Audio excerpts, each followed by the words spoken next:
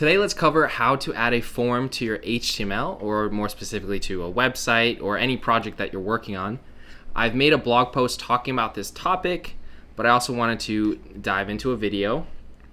So for this tutorial today, I've created a folder, form-practice. I've added an index.html file, and we want to talk about forms. So to add a form to HTML for anything you're working on, a contact form, a lead form, intake form, you want to use the form element.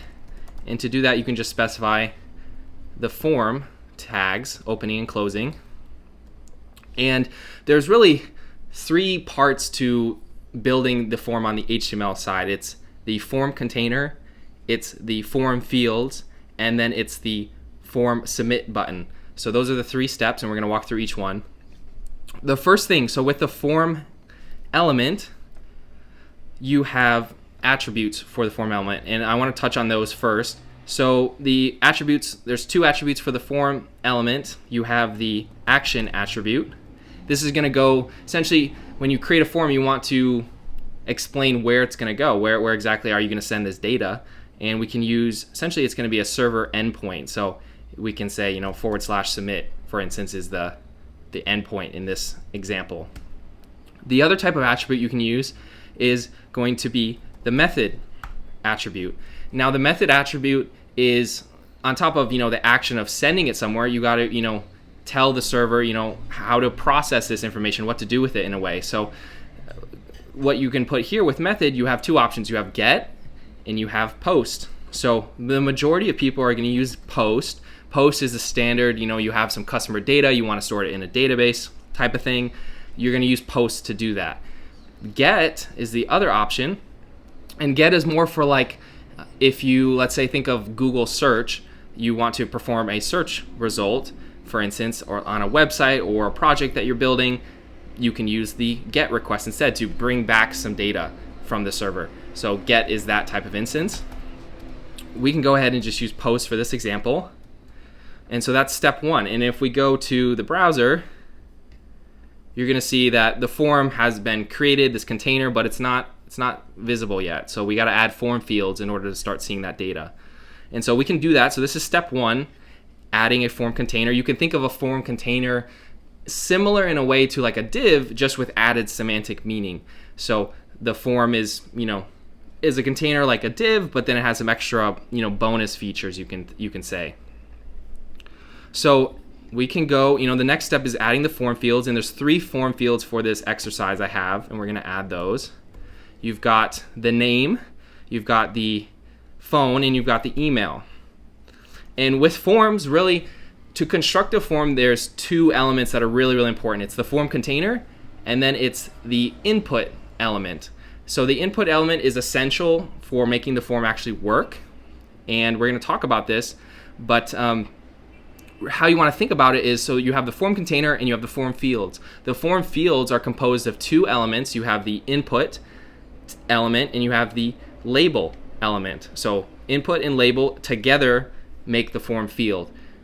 Without the label, everything will still work. It just won't be as usable of a form. So something just to keep in mind. And so I just want to talk about inputs for now. Now we have the input element here. I've added some, break tags just to space things out a little nicer. And we can see that in the browser. If we go here, you'll see that the inputs have been added, but there's not as much usability here as, with using labels. So if we go, back to here, let's talk about what exactly this input, let's break it down.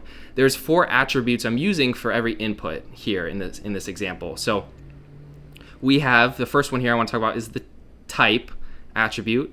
The type attribute specifies what type of form field that field is going to be. So it adds some additional context around the field. You have some more basic ones like text. You have some more specific ones like TEL for telephone or a phone number. You have email. So there's a whole category of options you can choose, and you can argue in some ways you can get the same data for with a text type form field, but it's not as much semantic meaning or benefit versus using a more specific type like TEL or email. So when you can get more specific with your types, I definitely recommend. And so that's what we're doing here. We're using tel for the phone, email for the email, and text just for entering your name. So that's what type is. The next attribute that I want to cover is ID. ID is going to be very similar to whenever you're adding, other HTML elements to your page, to your document.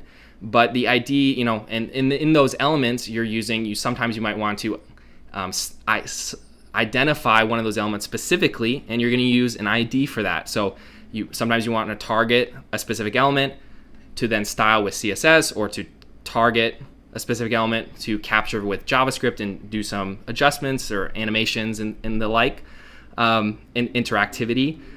So you have those options, and it's exactly the same for the form. The ID is essentially a way to identify a specific form field within the entire form that you might want to, maybe style a certain way with CSS, for instance. The ID is also going to come into play when we add the label shortly. So I'm going to talk on that. But the ID, think of it, to make it really simple, think of ID more on the client side of things. ID is more client side, more generally, it's generally just, mostly used just for client. And then the other option is name here. Name, think of more like server side. So you got this front end, back end type of thing, to make it just really simple and basic. The name is different than the ID. The name is going to be what is considered the key in, like, let's say a database. So whatever data someone enters in a form field, that will be the value, and the name is going to be the key. So it's a key value pair. So that's what name is. We've talked about ID for the client side. And then you've got this last one, it's required. So all of these fields, I'm just essentially requiring a user to add some sort of data in the field before they can actually submit it to a database, to a server. So that's all that is. Perfect. And then as we mentioned, we have the form in the browser now. It's a bit more visible. We can add text to it. Test, right? You can add all the details here, but it's not actually, as usable as it could be. So they all look the same, but there's not as much context because we don't have labels. And so let's go ahead and add labels to add a bit more context for our users, for the people visiting our website.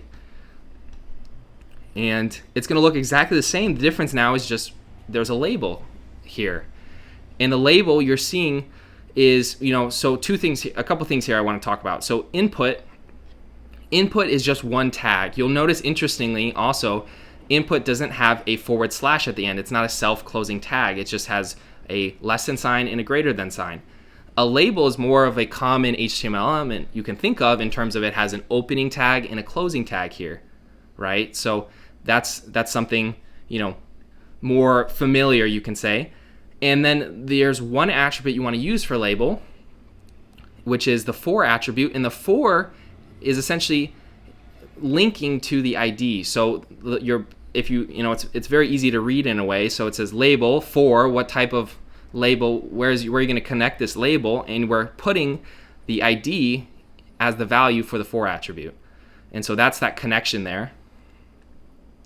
And then between the opening and closing tag, you have the text that you want, the name for the label that you want to specify. And so I've done that 3 times, name, phone, and email, to make it really simple. And I've connected the value for all of the for attributes to the ID. So this value is not connected to the name. That's completely separate. So think of, again, keeping the idea of thinking of client and server kind of helps in a way. So the for is linking to the ID, which is more client. The name is more on the server. So, just keep that in mind. And if we go back here, you're going to start to see this form take a bit more of shape. We can now see it in the browser with some more usability, more context, and that will help our users submit this form. So we talked about 2 steps here. We talked about the first step, adding the form container. Second step, adding the form fields, which primarily the most important part of that in terms of being able to get the form to work is the input field, or the input, the input part of the field, the input element. And the final step is going to be adding the submit button.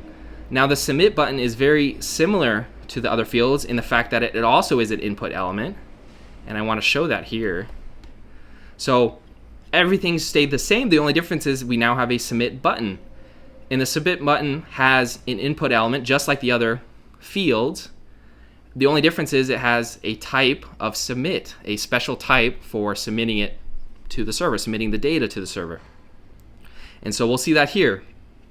So if we refresh, let's go ahead and save first. There we go. We have the submit button that shows up.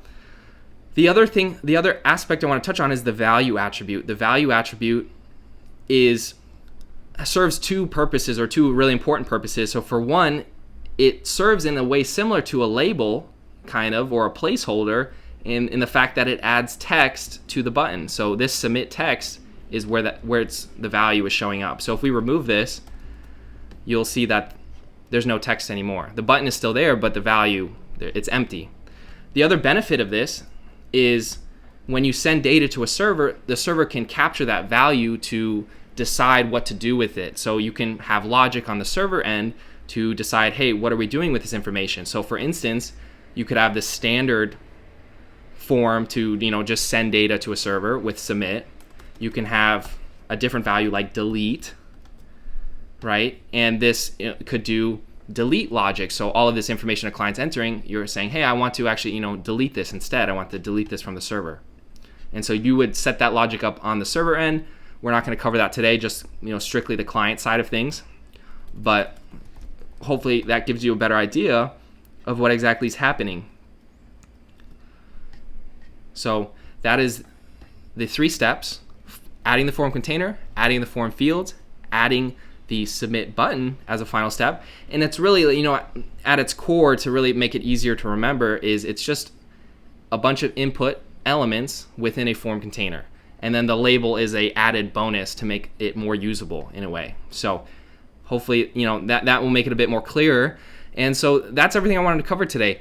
And, this, again, is really, really important. It's one of, the more difficult sides of HTML, but it's essential for, building out contact forms, building out intake forms, building out, capturing data to store in a database to start, making income from your website. It's a great way to start capturing information about your clients, about your customers, and to better serve them with your website. So that's a little bit about adding a form to HTML. Thank you so much for watching. Have a great day.